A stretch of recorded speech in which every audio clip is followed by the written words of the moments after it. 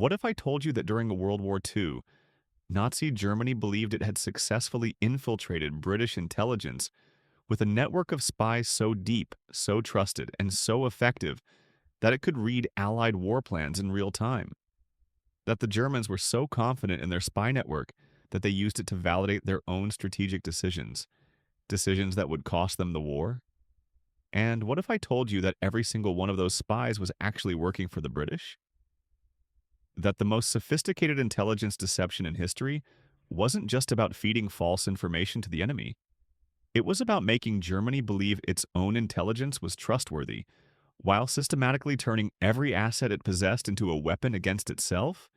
This is the story of the double-cross system, MI5's masterpiece of espionage that turned the Nazi intelligence apparatus inside out. And the most dangerous spies in the world became puppets on British strings. When war broke out in September 1939, Nazi Germany believed it possessed a decisive advantage over Britain in the intelligence war. The Abwehr, Germany's military intelligence organization led by Admiral Wilhelm Canaris, had spent years before the war seeding agents across Britain. Wealthy socialites with pro-Nazi sympathies, foreign nationals with access to military and industrial secrets, recruited spies within British government and military. The Abwehr had invested enormous resources in building this network. Thousands of hours recruiting, training, and positioning agents. Some were ideological converts to Nazism. Others were blackmailed. A few were simply paid enormous sums of money. By the time war was declared, German intelligence was confident it had reliable, deep-cover sources inside British society. These agents had been vetted, tested with small pieces of genuine intelligence, and confirmed as producing accurate information. The Abwehr believed, with good reason, that its British network was the finest espionage operation in the world. What they didn't know, couldn't know, was that MI5 had been watching them for years. British intelligence understood something fundamental about German espionage. It was methodical but predictable. The Abwehr followed patterns. It recruited certain types of people. It used specific communication channels. It validated its agents through procedures that could be mapped and exploited. MI5 had spent the years before the war quietly monitoring these patterns. They knew who the German agents were, or at least they suspected. They knew how the Abwehr communicated. They understood the vulnerabilities in the German intelligence system. When war began, MI5 had a choice. Option 1. Arrest all suspected German agents immediately. This would be safe. It would eliminate the spy threat to Britain. Option 2. Do nothing. Let the spies continue operating, and then quietly, secretly turn them around. Option 2 was far more dangerous. If any agent remained genuinely loyal to Germany, the consequences could be catastrophic. Leaked military secrets, misdirected armies, strategic decisions made on false information. But option 2 was also potentially war-winning. If every German agent was secretly working for Britain, then every piece of intelligence the Abwehr received from its reliable network was whatever MI5 wanted them to hear. MI5 chose option 2, and in doing so, they launched the greatest intelligence operation in history. The operation was formally known as the double-cross system, a name that played on the double cross of espionage and the Roman numeral 2020, which in British military slang referred to deception. It was coordinated by a small committee called the XX Committee, led by Colonel John Tar Robertson, a quietly brilliant intelligence officer who would orchestrate the most elaborate deception in military history without ever becoming famous for it. The system worked like this. When MI5 identified a German agent arriving in Britain, they didn't arrest them. Instead, they intercepted the agent, offered them a choice: cooperate with British intelligence or face execution as a wartime spy. Most chose cooperation. Some were genuine converts, people who, once confronted with the reality of their situation, chose survival and began genuinely working for Britain, motivated by fear of the gallows. Others were manipulated more subtly. They were told that certain pieces of information had already been compromised and that continuing their German work was pointless unless they proved their value by passing British-approved messages. A few agents became what the British called enthusiastic double agents, people who, once turned, threw themselves into the deception with genuine commitment, developing personal vendettas against the German intelligence service that had put them at risk. Each turned agent was given a code name and a carefully crafted cover story, a legend, that explained their continued communication with Germany without arousing suspicion. The agents communicated with the Abwehr through radio transmitters, using the same frequencies and codes they'd been given before they were turned. To German intelligence, these communications appeared completely normal. What made the double-cross system so sophisticated was the management of information. MI5 didn't simply feed the Germans false information through every agent. That would quickly be detected. If every source was suddenly providing conflicting or useless intelligence, the Abwehr would suspect infiltration. Instead, MI5 calculated precisely what information to provide through each agent, based on the agent's supposed position and access level, the types of intelligence the Abwehr expected from that agent, the need to maintain credibility by occasionally providing genuine, verifiable information, the strategic objectives of the current military situation. This meant that some real secrets were deliberately leaked through double agents, sacrificial truths that made the larger deceptions more believable. The calculation was brutal. Which real secrets could be revealed without causing catastrophic harm, while making the false information seem credible enough that the Germans would act on it? By 1943, the double-cross system controlled virtually every German agent operating in Britain. The double agents who made up the system were a bizarre collection of personalities, motivations, and backgrounds, united only by their willingness to deceive the Nazi intelligence apparatus. Agent Garbo, Juan Pujol García. Garbo was perhaps the most extraordinary double agent in history, a Spaniard who actually volunteered to spy for Britain before ever being contacted by MI5. When Germany occupied much of Europe, Pujol, a young Spanish idealist who despised Nazism, walked into the British embassy in Madrid and offered to spy for Britain. The British refused him, twice. Frustrated, Pujol went directly to German intelligence, offered himself as a pro-Nazi spy willing to report on British movements, and was recruited by the Abwehr without having ever set foot in Britain. He then fabricated an entire intelligence network, inventing dozens of fictional sub-agents across Britain, creating detailed reports based on British newspapers and railway timetables. The reports were so convincing that the Abwehr paid him regularly and relied on his network for intelligence. When he finally made contact with MI5 and was officially turned, the British were astonished. They'd created no such agent. But now they had one, an agent so trusted by the Germans that he was later awarded the Iron Cross by Berlin and, simultaneously, offered a brokerage by MI5.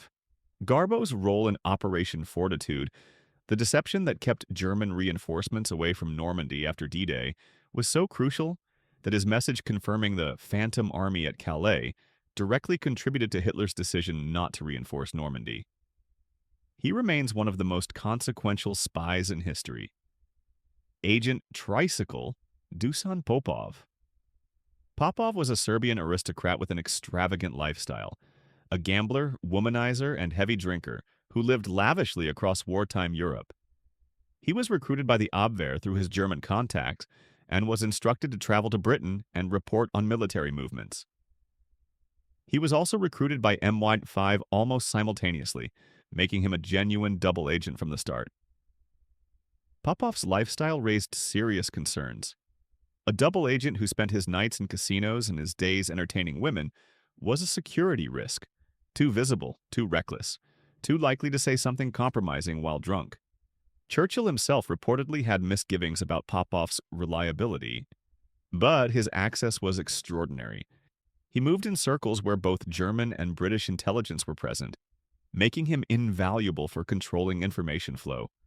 Popov carried microdot technology, a method of photographing documents and reducing them to a period-sized dot that could be hidden in ordinary correspondence. This technology, discovered on him in 1941, was shared with American intelligence and eventually became a standard tool of espionage.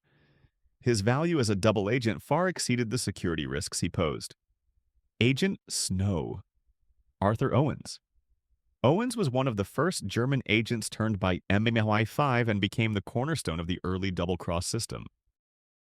A Welsh engineer with genuinely pro-Nazi sympathies, Owens had been recruited by the Abwehr before the war and provided genuine intelligence on British military installations.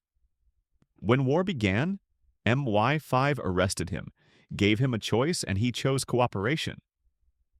But Owens was unstable, genuinely conflicted between his Nazi sympathies and his desire to survive. He sometimes provided information to Germany that MI5 hadn't authorized. He drank heavily. He was erratic and unreliable. His value was critical in the early months of the double-cross system, when establishing the infrastructure and communication channels was essential. But he was eventually retired from active operation when his instability became too dangerous. His story illustrates a fundamental tension in the double-cross system. The agents who were most useful were often the most psychologically complex and difficult to control. Agent Brutus, Roman Czerniawski. A Polish army officer captured by the Germans in 1942, Czerniawski was approached in his German prison camp and offered freedom in exchange for spying for the Abwehr in London. He agreed and used the opportunity to become one of Britain's most valuable double agents. Czerniawski had genuine military expertise and credibility. When he communicated with the Abwehr, his intelligence assessments were respected because of his background. He could influence German strategic thinking in ways that civilian agents couldn't. His management of false intelligence during the lead-up to the Normandy invasion was a critical component of the deception that saved thousands of Allied lives. The double-cross system operated with bureaucratic precision that belied the chaos of wartime. Every message sent through a double agent was reviewed by multiple committees before transmission. The agent proposed what they would communicate. MI5 handlers evaluated the proposal against security requirements. Military intelligence assessed whether the false information served strategic objectives. The XX committee approved or modified the message, and finally the agent transmitted it using their established communication channels. This process sometimes took days. In a war fought at speed, this caused tensions, agents waiting for approval while German handlers demanded regular reports. The system also required careful management of the agent's credibility. If an agent consistently provided accurate information, the Abwehr trusted them. If the information was suddenly all false, suspicion would follow. So MI5 managed credibility budgets, carefully calculated amounts of genuine intelligence that each agent could sacrifice to maintain their cover. Some sacrifices were small, the location of a radar installation that had already been publicly photographed, the schedule of a training exercise that posed no security risk.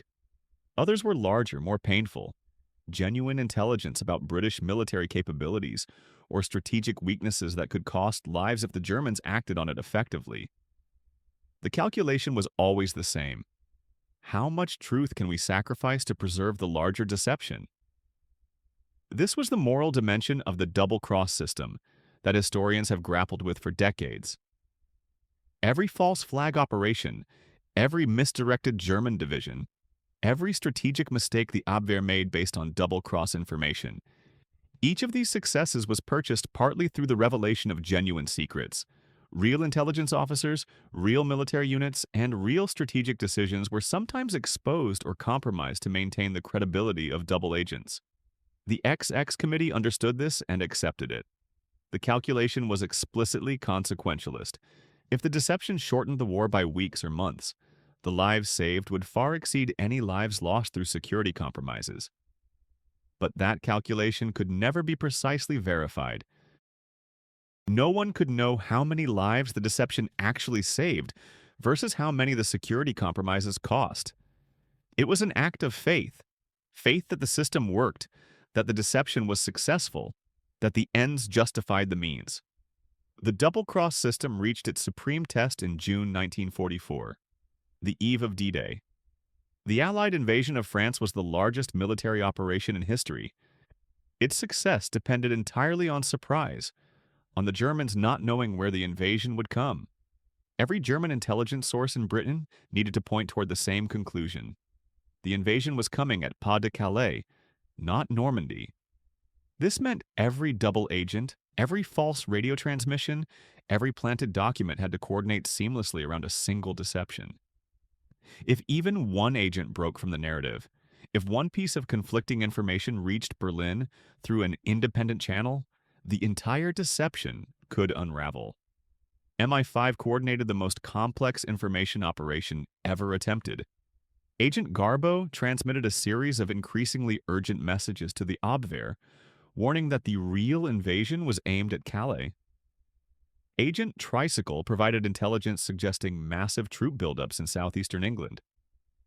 Agent Brutus corroborated reports of Patton's Phantom Army.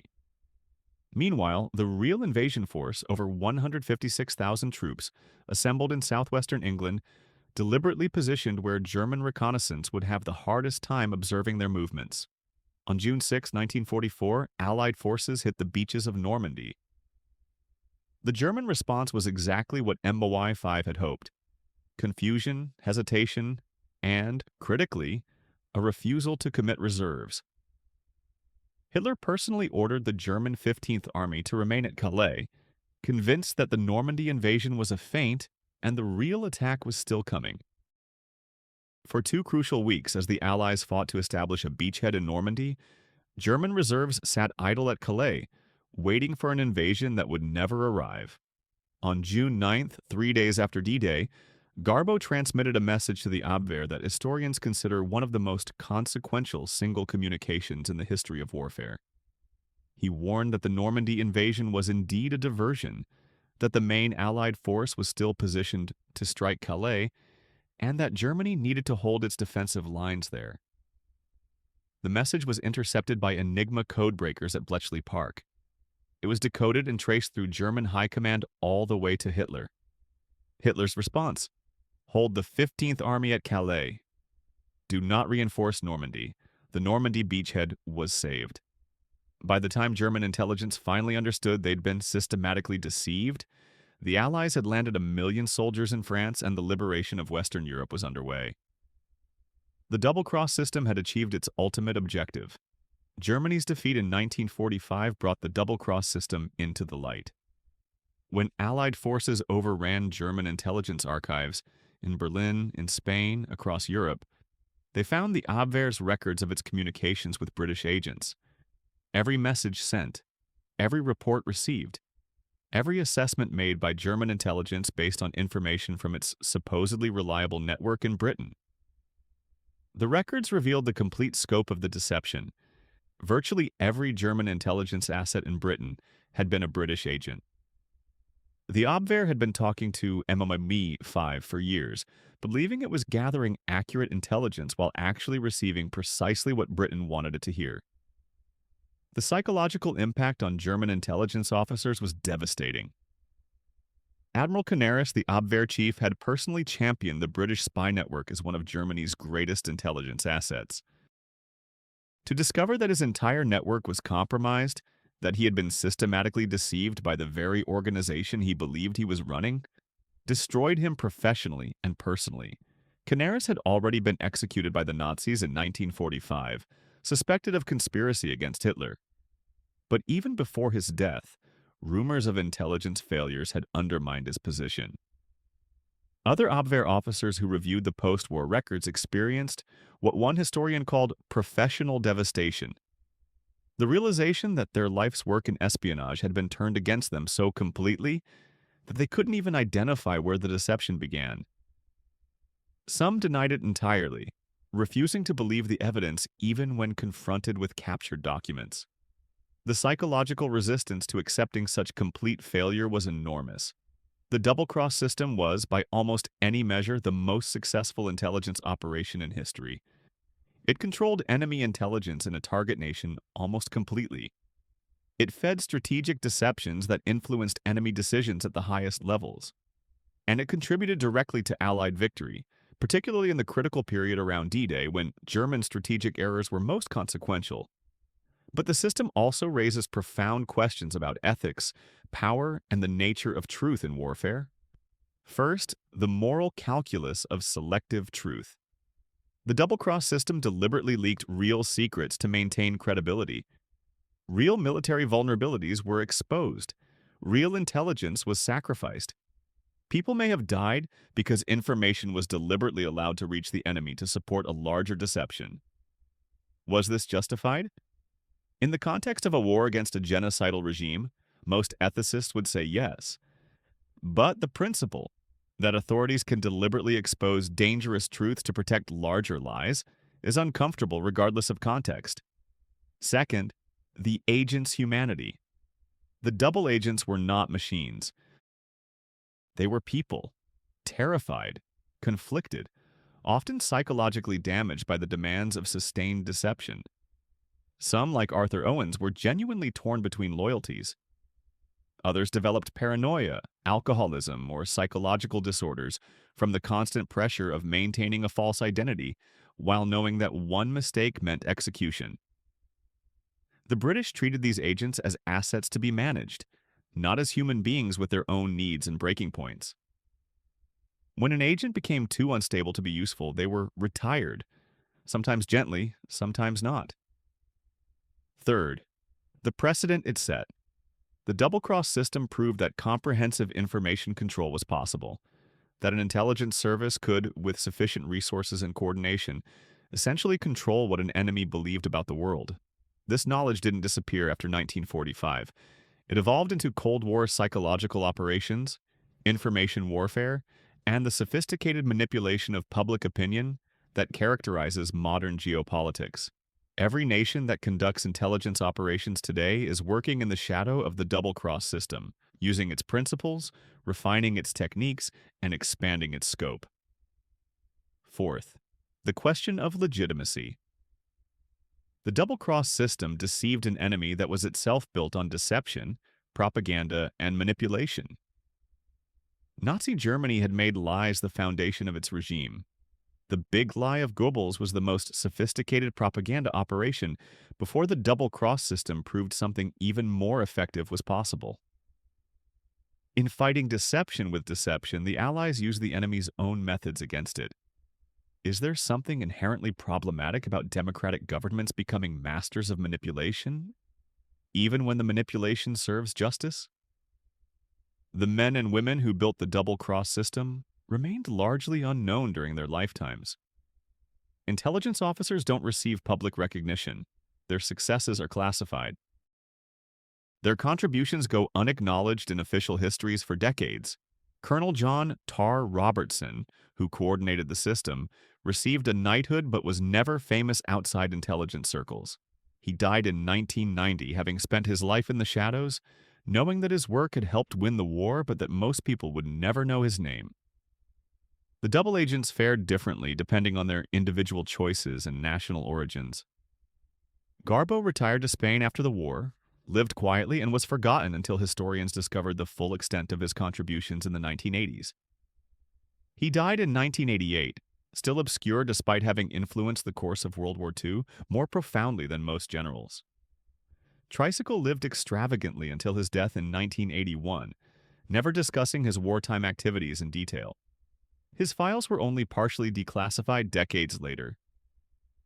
Many of the lesser-known agents disappeared entirely into post-war obscurity. Some changed their names, moved countries, and spent the rest of their lives never speaking of what they had done.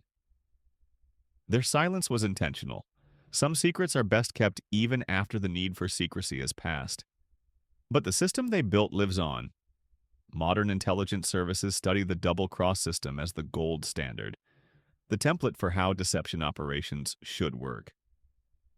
Its principles are taught in intelligence schools across the democratic world, and its most fundamental lesson remains unchanged. In the modern world, controlling what an enemy believes is often more powerful than any weapon. The double-cross system didn't just deceive the Abwehr.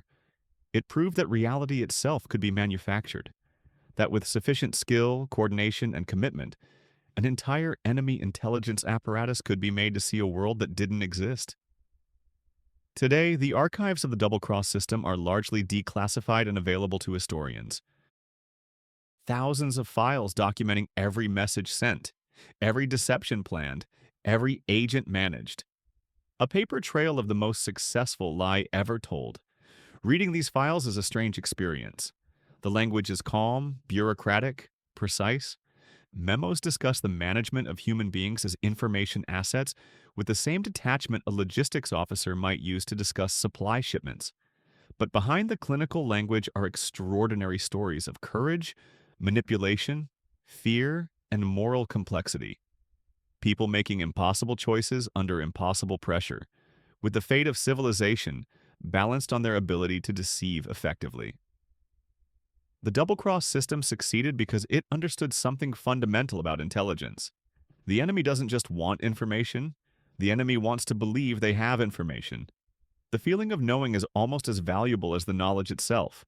By giving the Abwehr the feeling of confidence, the sensation that their British network was reliable, that they truly understood British intentions, MI5 made the Germans comfortable with ignorance, and comfortable enemies make catastrophic mistakes.